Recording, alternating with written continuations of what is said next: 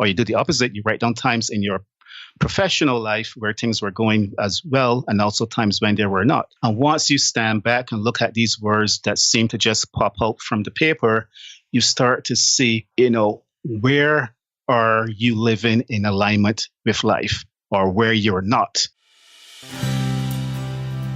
Welcome to the Networking with Michelle podcast, the show dedicated on providing you the how-tos of marketing and networking strategies. Here we believe in the Jim Rohn quote, success is nothing more than a few simple disciplines practiced every day. Hey everyone, welcome to the Networking with Michelle show. Our special guest today is Michael Seeley. He is someone who has awoken to the two fallacies of life and is now on a mission to help liberate 1 million frightened souls from the fear of death so that we may truly live with the death of fear and inspire, impact, and uplift the world. Michael, welcome to the show. How are you doing today? Hey, pretty good, Michelle. First of all, thanks for inviting me today and giving me this opportunity to speak with your audience. Absolutely. So we first met, I think it was the end of 2015 through the School of Greatness Bootcamp, if I'm not mistaken. No, I believe that you and I connected through the Mentee network. Oh, the Mentee. Okay. Yes. Okay. That was around the same time. Okay. Yep. All right. Good. So I know you have the book, The 3 R's to Shift Your Workplace Frustration to Joy, Reframing, Rewriting, and Reflecting Your Mindset. You have apps, you have a lot of stuff going on. So I just want to dive into all of that. Sure. But how did you get started? Okay, well, I will preface this by your question, which you asked me a minute ago, that it would have been great had you had access to my book maybe 3 years ago. Where was the book? Well, I can't answer that question. The book was deep inside of my frustration. So that is the birth of the book. And without that frustration, without my journey and my transformation, the book would not be here. But more than that, it wouldn't be something that I can take and use and to share and help other people, because there's a saying by Carol Rogers, and I'm a lover of quotes. I believe there's real truth in quotes, and his is that which is most personal is most universal. So yes, and it's human nature, right? Every time that you believe that you, Michelle, you, Michael, what we're experiencing right now, this frustration, this resignation, the nobody gets it attitude, that is just, our ego just trying to tell us that it's all on us. It's all on us in this situation. And it's also all on us to get out of it. And there's nobody out there that can relate to this. And it's never the case, because the minute that you start to have conversations with other people, you start to connect. And part of your whole mission, Michelle, is this idea about networking. And what is that? It's two or more people coming together and trading stories. And out of that story, you get to see how each other relate and how you can help each other. So that is really where the book came from, just frustration. And what is your career background? Okay, so my journey through life has been very non-linear. I had ideas for where my life would be in my 40s, and it didn't go as planned. And you know what? It took me 40 plus years to figure out that itself is life. Right? Absolutely. Years ago, I saw a graphic, and it was 2 lines, just 2 lines on a chart. And they were explaining what the gap is. One was just a perfect straight line. And that is the vision that we come out of college with, that our career is just going to be on this, just fast-paced rise, and it's going to be perfect. And the gap between that and reality, they were explaining why people drink beers, right? And that was the purpose, because of all of the pain you feel. So in my case, I went to school, did really well in school, started my life as a mechanical engineer at a consulting firm. I absolutely hated the job the minute I arrived there. And this is someone that spent all of my life in college studying to get my bachelor's, my master's. So I came into the workforce, hated the job, and within maybe 4 or 5 years, I was laid off. And this was, quote unquote, my real transition into adulthood, What everyone was going to tell me was the promise that I was working towards from kindergarten up to this point. And here it was, and look at me, I'm out of work. Not only am I out of work, but I am within months of buying a house and also getting married. I actually got married while I was unemployed. I was on a honeymoon, unemployed, on a cruise ship. But luckily, thank God, I saved my money. So during that transition period, I was still comfortable enough where I was able to figure out what I wanted to do in life. And it was not engineering. I knew that from day one. I love it as something to study, but I hated it to actually as my profession. What I love, and this speaks to now the side hustle, which is part of the mission of your audience as well. There's this whisper that's always in the back of your mind, right? Don't discount it, right? That's the problem with the mind. You can live from your mind or your heart. You can be heart-centered or head-centered. So Paulo Coelho, in his book, The Alchemist, what a beautiful book and a beautiful story. He speaks of this thing where the heart already knows what it is that you need, right? That purpose that you have in life. But it whispers that intent to the individual because the heart also knows the pain of a dream that is not manifested. And we do that every day that an idea comes to mind. Maybe we work that idea a little while and then decide, oh, it's just too hard. There's obstacles. Nobody is supporting me. Why should I continue? And you give up. And after a while, the heart just can't take that pain anymore. And it sometimes would just hope that the individual no longer hears that whisper. So when your side hustle really comes from that whisper, and in the middle of engineering, I was actually doing some programming on the side to crunch the numbers.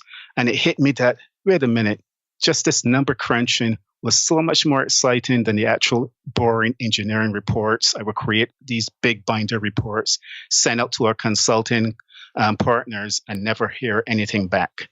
But just having an idea that, you know what, if I do this and I do that, this will magically appear on the screen. And it did. It didn't work a lot of times, but that was part of the excitement. Well, why didn't it work? So that is where my side hustle grew into my profession because I transitioned from engineering to software development. And that's what I do today, software developer. Okay. Now, one thing I liked about your book, so this is, once again, I might refer back to this a lot. Where was this 3-4 years ago when I was in corporate? One thing that you mentioned was identifying your core values in the workplace, right? Yes. And I just recently identified my core values this year as an entrepreneur. And I think we know what our values are because we grow up, family, church, and friends. But to really sit down and identify them and put them on paper, can you just talk about that and why is that important, especially in the workplace? Sure. Well, first of all, what is your number one core value? Let's share it with the audience, and I'll share mine.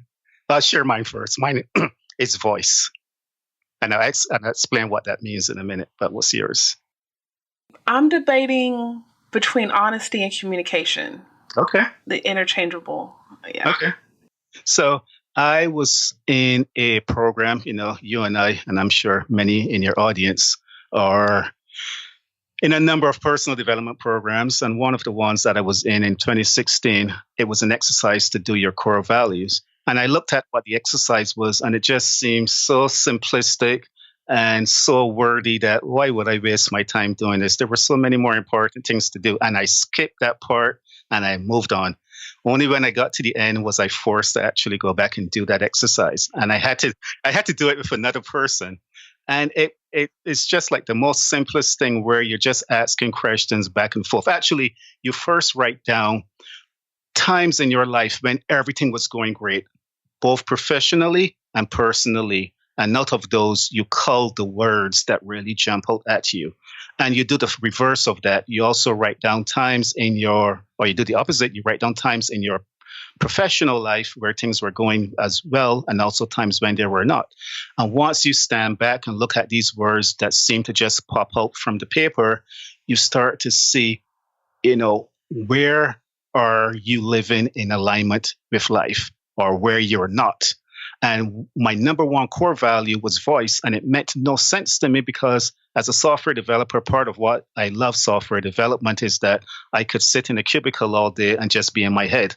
The classic, just person that wants to be by himself. So voice came up, and this was at the same time where the 3 R's was starting to form, voice. And it was me not being able to express myself, always wondering from the time of a child, whatever utterance came out of my voice, is that something that someone is going to find, to be foolish? And it's like in school, when you're asked a question and you raise your hand.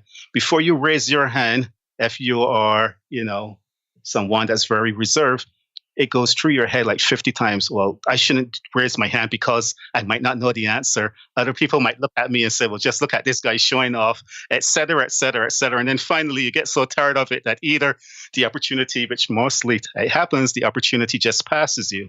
And that's a metaphor for life. So voice was mine. And it was funny because I'm a Toastmaster, and I had gone into Toastmasters around the same time of 2012 to really start being able to express myself. I wanted to be an entrepreneur at that time period, and I figure I had to get out of my software cubicle, both literally or more figuratively and literally.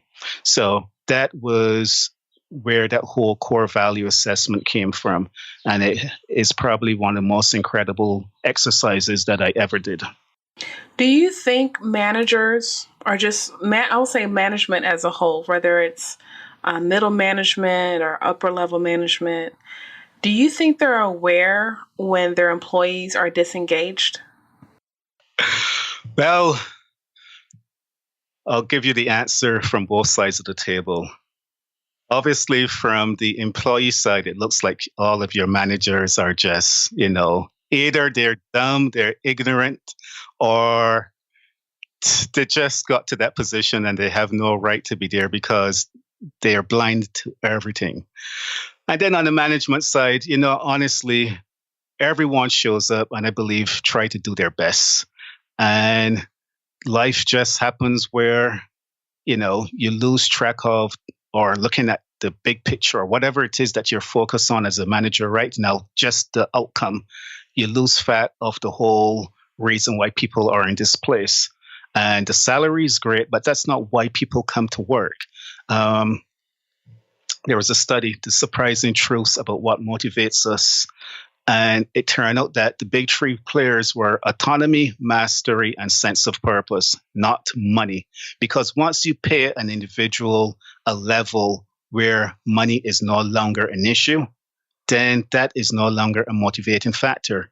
And now you start to arrive at work and look around for, this sense of completion, this sense of fulfillment, this sense of purpose. And you have that conflict between what the employee is trying to get out of this relationship and what the manager or managers are trying to get out. But really, the two are complementary, but it requires both parties to come to the table and really get to the bottom of that. And I saw it from both sides. So I went through like 3 to 4 years of really dark frustration at work where I would drive up, and I know many people listening today can relate.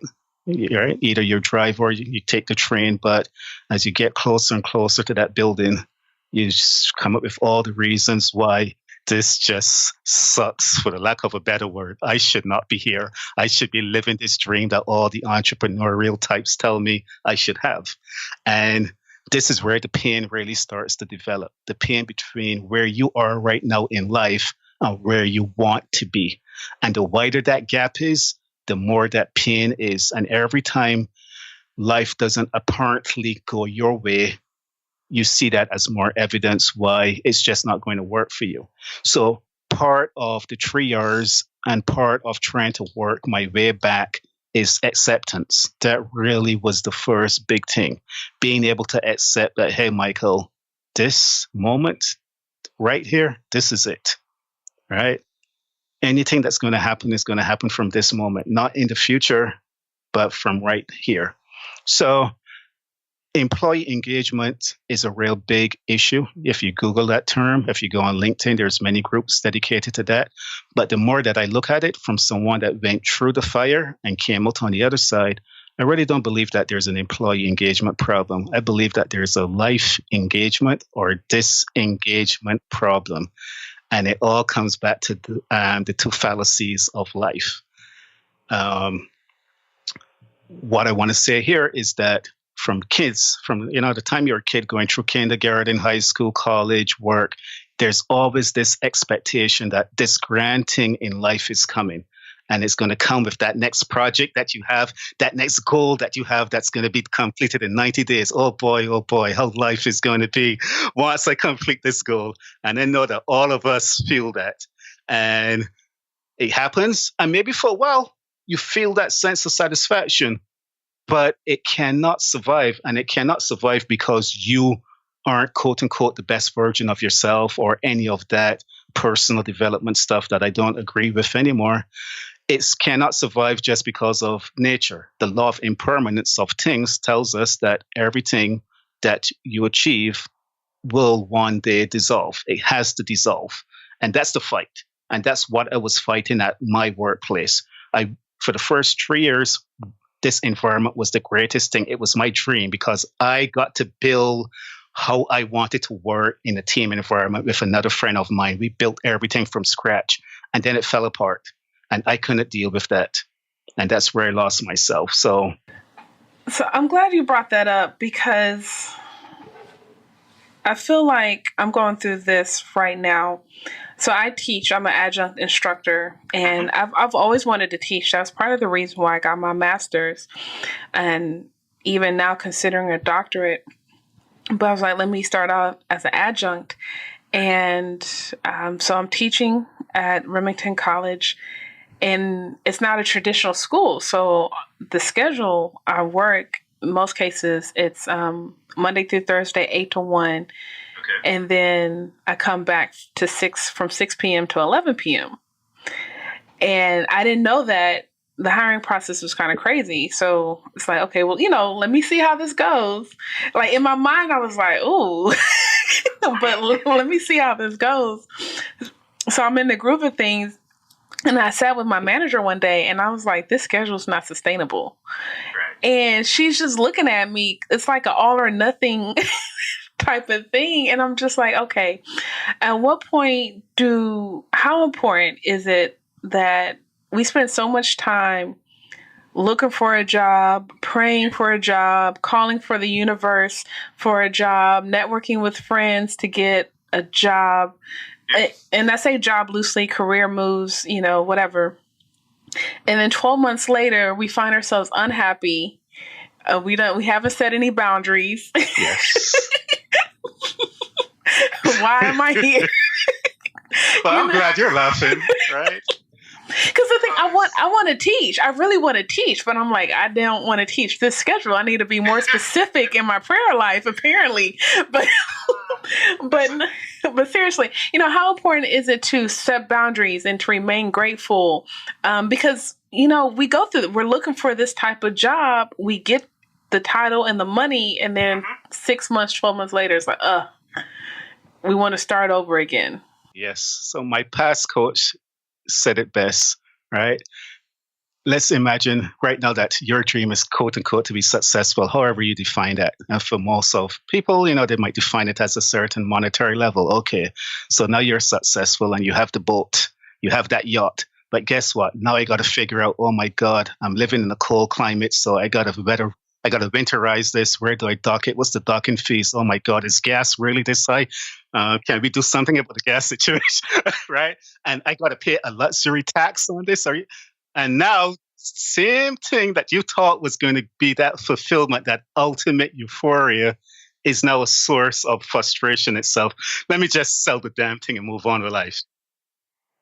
And that's how life is. And I'm glad you're laughing because life is meant to be laughed, right? Everything, and I could tie it into this whole idea of dissolving. Everything that you achieve in life, right? Imagine that you're stepping into larger and larger circles of possibility.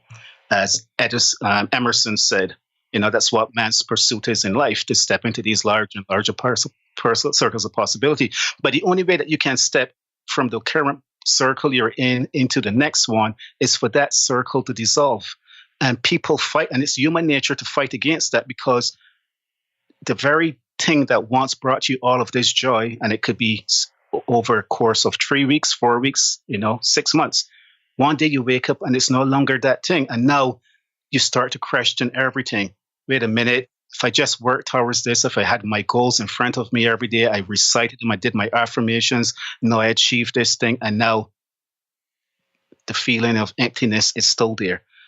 And it's because that no goal, no accomplishment can ever take away that feeling of of that emptiness, because that's the fallacy, right? That one day you're going to get there, and there's no one there, and there's no there, because I, as individuals, we're already complete. A goal cannot make you any more complete than you were. And I might get too spiritual on you right now, but before you stepped out of the unmanifested, right? Eckhart Tolle, who I really love and listen to in The Power of Now, speaks about the difference between your life and your life situation. Your life situation is that thing that you're always dealing with every day in this world, but your life is that beautiful part of you that always existed and will continue to exist. Jim Carrey, he has a wonderful statement that he makes. I never knew that the funny guy was so deeply spiritual, but Jim Carrey says, nothing you do in life can ever add to you, and nothing that you do can ever subtract from you, right? Which means that you're already complete.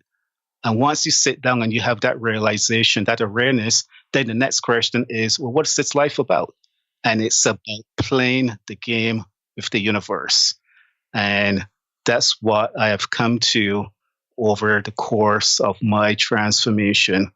And you have to allow those circles to dissolve. And it happened to me just a couple of weeks ago, where, quote unquote, I was on a nice, upward spiral. Everything was going good. And then all of a sudden I'm back in that malaise again. And in the past, I would have fight it. But you got to realize you need that downturn to get you ready for the next upturn.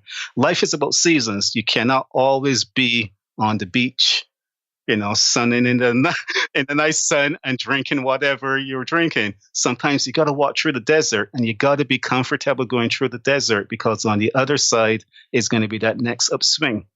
But it's just a fallacy that we have, that, it's just going to be this one constant increasing level of joy, and anything that speaks against that means that I'm doing something wrong. Everybody else out there that I can't see, but on Facebook, on Twitter, everyone out there is doing it right, and I'm doing it wrong, because I can't sustain that feeling over the length of time, and it was never meant to be. And that's exactly how I feel, because September will make it a complete year, 12 months. And, obviously my mom's older. She's in her 60s. And I think she's a little bit more understanding given my current situation. But before, Michelle, you're just so unstable. You can't make up your mind. There's not a job that you don't like. I was like, Mom, it's not me. But yeah, okay. That's so all the listeners, they know what's going on in my life. But I think, I see that around. And sometimes in the past, I've been envious of people that were able to job hop. Oh, they're paying me more money. 6 months in, someone reached out to them on LinkedIn, offer them 10,000 more, and they just go. And I'm like, they don't even blink about it. And part of me wants to be that person, to have that piece of energy and mentality. That way I could move around. But yeah, what advice do you have when it comes to, I think we need to qualify ourselves before we apply for that position, whether it's based off of the income or even the job title. Because sometimes you see these job descriptions and it's I don't have the education. I have 5 years experience versus 7 to 10 years of experience to be that new manager. What advice do you have regarding that? So, first of all, there are phases in life. And when you're young, when you're a kid, when you're now getting into the workforce, it's natural to see the dollar signs and believe that whatever salary that for someone that has zero looks like the biggest salary ever. And that's why, right. And I don't care what figure you put through it. If you have nothing as a kid in school and in college, and now there's an offer in front of your face, that looks like heaven. And then you get in there and you start to realize that there's other stuff that I need. But what you might see in that job proposal is the dollar signs again. And it's just natural. But after a while, you start to hear that voice and start to see that there's more to life than just the dollar sign. Because once again, once you're receiving whatever level makes you comfortable, you realize and you start to look around for something else.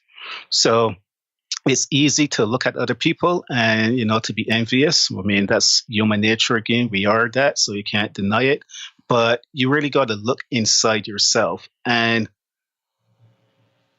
all of this wisdom comes with age. It would be nice if we had this wisdom. I'm in my 40s. I keep saying it because sometimes I just want to punch myself, because where was all of this back in my teens, my 20s? Man, I wasted a lot of life. But that's one way of looking at it. The other way of looking at it is that I had to go through that period of my life to get here, because maybe if I had gotten that level in my 20s, I wouldn't have appreciated, because I would have nothing to point to say, oh man, that's where the pain was. It was over there. And now I'm over here. So, I mean, the older generation, the older people, they're always wiser because they're the ones that have gone through life. So you just have to look within yourself and ask yourself, and that comes back to the core value exercise as well as meditation and just journaling and just listening to yourself. What does my heart desire? Bottom line. Because once you start doing that thing that your heart desires, that's when you're going to wake every day and live in ease. I know one of your questions at the end is usually, what's your definition of success? And I've been thinking about that.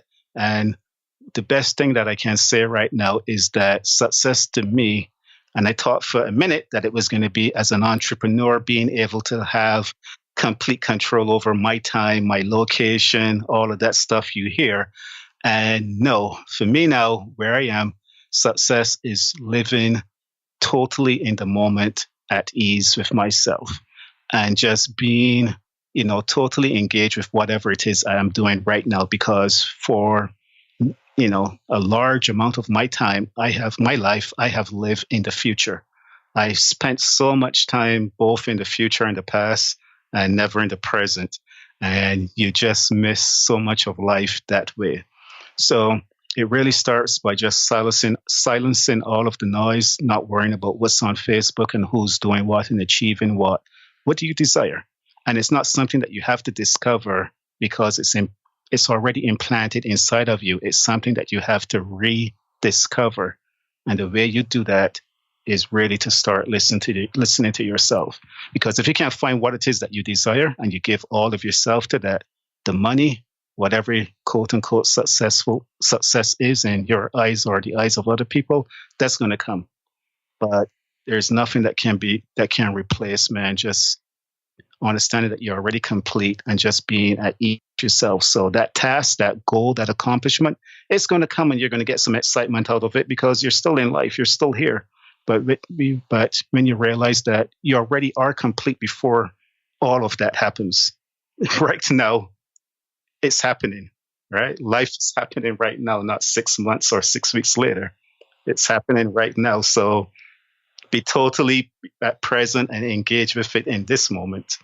And I'm saying this, and don't get me wrong to the people that are listening, this is my personal struggle too. It's not perfection. Some days I am on the task and other days I fall, victim like everyone else. But you just got to get back into the game. That's all. And you've done a good job laying out how we can be present, right? From identifying our core values, defining success, what does my heart desire, leading with my mind or my heart. But I'm sure there's someone out there, what is stopping us from taking action? 4 little letters, fear. Because in the 3 R's, and I've been speaking on it, but I haven't really said what that is. So the 3 R's stands for reframe, write, and reflect. Reframe your frustration, rewrite your mindset, and reflect your value. And all of this stuff was an accident because I had no intention in 2016 of writing a book or even helping my fellow people at work. Because remember, I wanted to get out of this environment. I will literally go to work some days, and hopefully no one from work is listening. And I will sit in my cubicle and I will look up at the exit sign, the one in case of fire that will light up. I will stare at that stuff, right? At that thing, because that's where I had already left mentally. I just didn't tell anyone. So I, made that change when I realized that, how am I showing up? That was really the big question. Am I showing up with an expectation that Michelle and everyone else in my life are the ones that have to make me fulfill, excited, have that sense of completion? Or am I bringing all of that into my environment and just letting it radiate out from me? So when I made my transformation, that was just me doing the work at home, right? Reframing my frustration, rewriting my mindset. But after I started a program at work to help other people start making that transformation themselves. And the whole reason why work was so bad is because people lost their voice. There was a lot of fear that if I say anything, I'm going to lose my job. And it was just because of a lot of organizational changes that happened, a lot of reorgs. So there was a lot of fear. And I figure I would use my same techniques from Toastmasters, which helped me a lot to overcome my fear of public speaking. I would use that to help other people overcome their fear of just going after whatever opportunities exist at work. And if an opportunity didn't exist, just create one. So fear, when I sat back a couple weeks after I finished my book and the course, I asked myself, what would have stopped me from really doing something with all of this transformation that was happening inside? What would have stopped me from reflecting that value? And this is part of silencing the mind, because the word that came back was fear of judgment. It's one thing for me to get up at Toastmasters and tell people about my life. It's another thing for me to get up in work and tell my coworkers about what I'm really feeling, because of the judgment that can come from that. And I can't hide it. I got to walk past these people every day at work. So fear is really what stops us from going after whatever word is spoken on our heart. Fear of judgment. What if I do all of this and at the end it doesn't work? What if I write all of these articles on my blog and nobody reads them? Right? All of these questions. And that is really where everything needs to be addressed and turned around from there. And what if I don't have enough time? What if I can't finish what it is that I start? And a lot of that fear again comes from you, the individual, feeling that you're just this isolated being. And it all is going to start and it's all going to finish with you. And that's the fallacy, right? We're all connected. You're already complete. So when you start seeing life in that different way, you realize that there's nothing to be worried about. All of this fuss that somehow I'm just going to disappear in this void of infinite nothingness. That's just not the case. So you start to reclaim all of that power and realize that these ideas that you have didn't just come from inside of you. Ideas come to us and through us from the universe. And it's for us to do something with those ideas, to manifest them and to take it and use it to help other people. So that's what I did with my idea at work and what I'm continuing to do with it. And it has transformed a lot, because for a minute, I thought I was going to be, quote unquote, Mr. Employee Engagement. And I would be going from company to company, helping people. But now I see that fear is something that speaks to my heart much more than just, quote unquote, corporate employee engagement. So that is really my focus these days, trying to help people to overcome their fear by looking at the totality of life and realizing that, they're not disconnected, they're not isolated, and they're not just going to disappear. So once you can move all of that garbage out of the way, and it's like a soundtrack that's constantly playing in the back of your mind that, it's all going to end with me and I got to get mine now.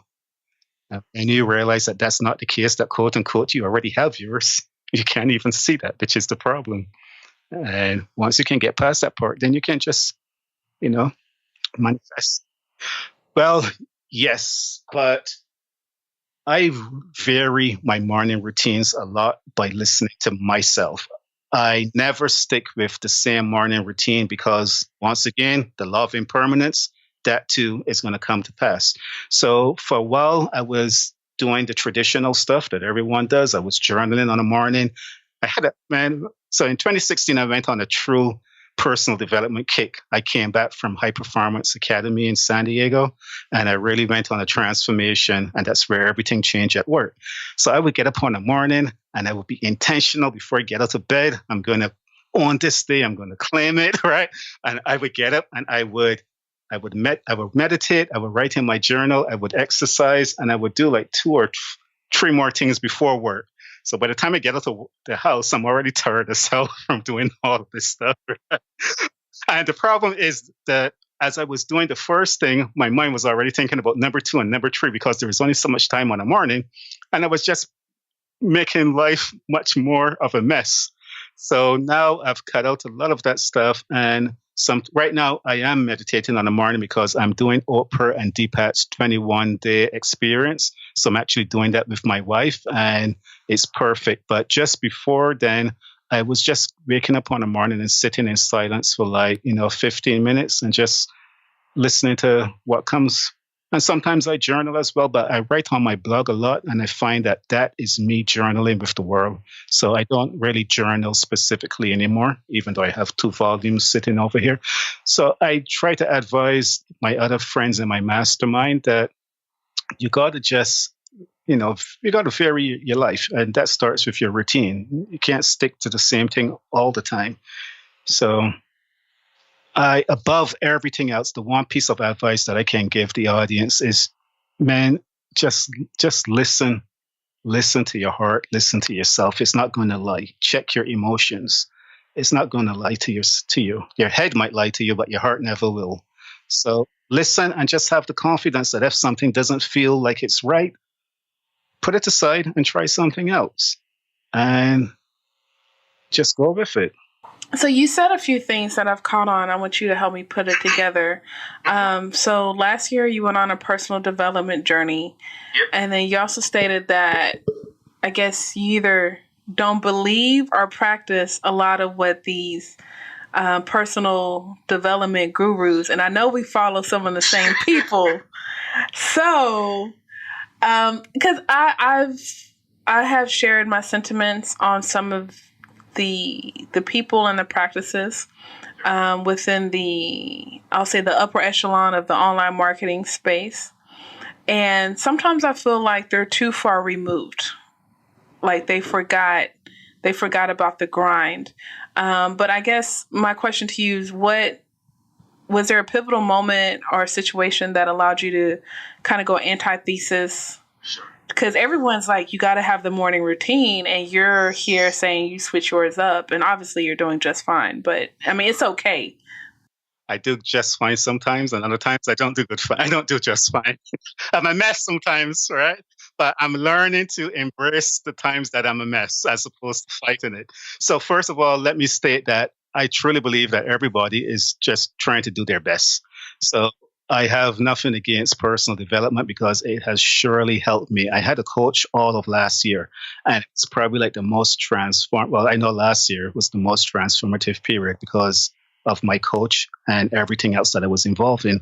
But towards the end of the year, once again, I found myself in so many different things, being pulled in so many different directions, because what will kill an idea? And once again, for those that have the side hustle, I'm sure that the minute you're working on your one idea, your mind is already telling you 50 more. And maybe this person like Michael has reached out to Michelle and tell Michelle, you know what, Michelle, you should build an app, which I did, right?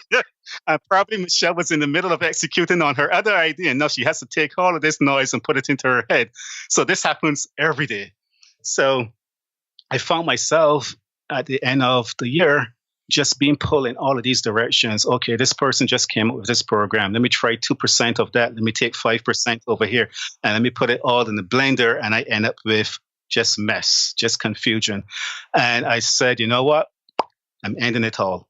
I pulled out of all of my programs. I ended my coach. And I told that to my wife, hey, I'm ending my coach. And she couldn't believe me because the relationship I had with my coach was just phenomenal. And But I knew at that point, once again, listening to myself, that this was the right move. All right. I had to do it.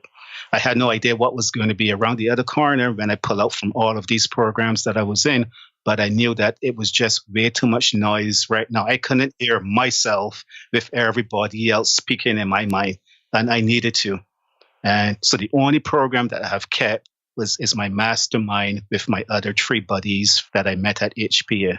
So that's the only program that I really was in, but that I continue to be in. But I pull out of all the others. So not to say that those programs were wrong, but for me, and I can only speak on me, and this is what I would like the audience to keep understanding.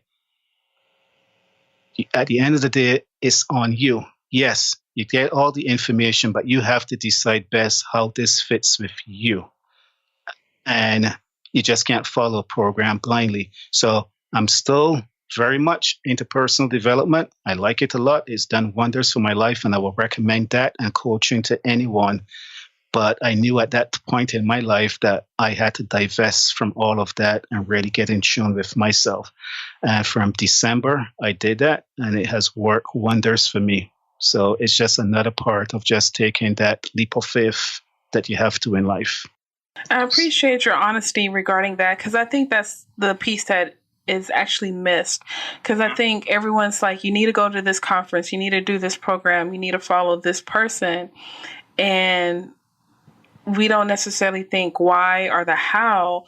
And then we get raveled into all of this stuff. And then it's like, wait, what do I do? Where do I start? Where do I begin? And I had a similar experience in 2015.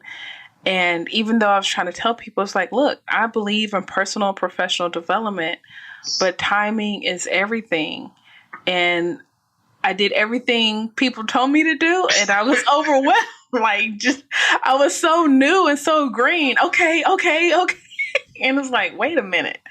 And so I just appreciate that. And I think, that needs to be said a little bit more often. And I definitely hope it resonates with my audience. Yeah, and it's part of the path, because the 2 words you used were you were new and you were green. And for anyone entering the personal development space, it's like Christmas every day, right? I get all these goodies, and you get that feeling that I can take a little of this over here, a little of that over there. And if I put it all in the blender, I'm going to be at the top of the heap. Well, you're at the bottom of the heap, because right, everyone is a system. And the only way it's going to work is if you stick with one person and you follow that system all the way through and just take it as deep as you can go. But if you're thinking about jumping onto every programs, courses, they're being created every second as we speak. And there's nothing wrong with any one of them, but you just cannot expose yourself to all of that and still execute on that one idea that you're trying to manifest. It's just not possible. So it all comes down to intention and attention. But in the beginning, you might make the mistake, and that's okay. It's okay to make the mistakes. Tell people the sin is not to ever make a mistake. The biggest sin is not to learn from that mistake. Oh man. So Michael, what do you have lined up? I mean, what should we expect from you within the next 5 to 6 months? Well, right now I am working on an app, and it's a free app. And as someone that follows The Power of Now by Eckhart Tolle, I listen to it religiously on my commutes. And one of the things that he says is, are you living with too much there and not enough here? And it really resonated with me, because I've spent a lot of my time in the past and the future, and not so much right here in the present. So after coming home one night from Toastmasters, I asked myself, what would that look like as a graph or some type of diagram, some type of visualization, me being the left brain person. And I decided, okay, time to create an app. And I told myself I would never create another app. We had this conversation a couple months ago, and at the time I had told you I would never go down this road again because of the experience I had creating my app 3 years, which was going to be my escape out of my workplace frustration. And that didn't happen. So I had swore that part of my life off. And Les Brown, I'll leave you guys with another quote. The same wall that keeps out pain also keeps out opportunity. So just be careful with whatever walls you erect in your life. So I am right now working on an app to help people go through a 30-day habit forming cycle where they can check in with themselves and see how much of their day are they spending in the past and future versus right now in this very moment. Because all the change that you seek for your life situation, not your life, but your life situation, and goals are good for those that are out there listening, thinking, let me get rid of all my goals. Don't do that. So goals are good, but just make sure that you're living in the present, not just waiting for that goal to come to fruition. The joy that you want out of life should be happening right this second. So that's what's on the horizon for me. All right. If anyone needs more of this knowledge, this wisdom, where can they get it from? Well, the best place right now is on my blog, michaelseelyignites.com. There you can find the 3 R's book. It's a free PDF. I have it on Amazon too, but if you come to the website, you can actually save 99 cents, believe it or not. So I would recommend that you do that. And I also have an online course that's a complimentary course to the 3 R's, and all of that stuff you can find online, as well as my manifesto. And yes, I have a manifesto, and you too should have a manifesto, because the Unabomber had a manifesto. And I figure one day, well, wait a minute, if the Unabomber can have a manifesto, why can't Michael Seely have a manifesto? So I created one around how to play life, because we all know how to play basketball, chess, and whatever other games there are. But how does one play the game of life with the universe? And that's what I created. So it's just a free online PDF that you can grab and figure out 4 key elements on how you too can play the game of life. I need to check that out. I have not seen that. Sure. I need to check that out, because one of my brain dumps is to write a connection manifesto. So, okay. There's a lot of nice templates, and I should say nicer templates online on one-page manifestos as well. But just write one. Just let it flow from you, whatever it is. I love it. Okay. And give yourself the freedom, people. Give yourself the freedom to live and do whatever it is that your heart speaks to you. Stop worrying about what everyone else has to think and say. Just live, man. Just be you. Michael, I just want to thank you so much. This interview, this conversation has been a blessing. I'm serious. Sister is going through over here. Oh, thank you. Appreciate it. And I'm just so grateful. I know we've shared other conversations. You've always poured into me. So I just want to thank you. And I look forward to following your success. Thank you a lot, glad Michelle. We're connected. Everyone, please get this book, The 3 R's, Shift Your Workplace Frustration to Joy, Reframing, Rewriting, and Reflecting Your Mindset. I bought this book several months ago. It's a great read. It's an easy read, especially if you're in corporate America right now, if you're juggling work and business. This is the perfect book that's going to allow you to reframe your mind and put a lot of things into perspective when it comes to career and business balance. Also, make sure you visit his website, MikeySeelyIgnites.com. I'll have all of this in the show notes. Remember, I believe in you. A personal connection leads to an influential network. So thanks for networking with Michelle.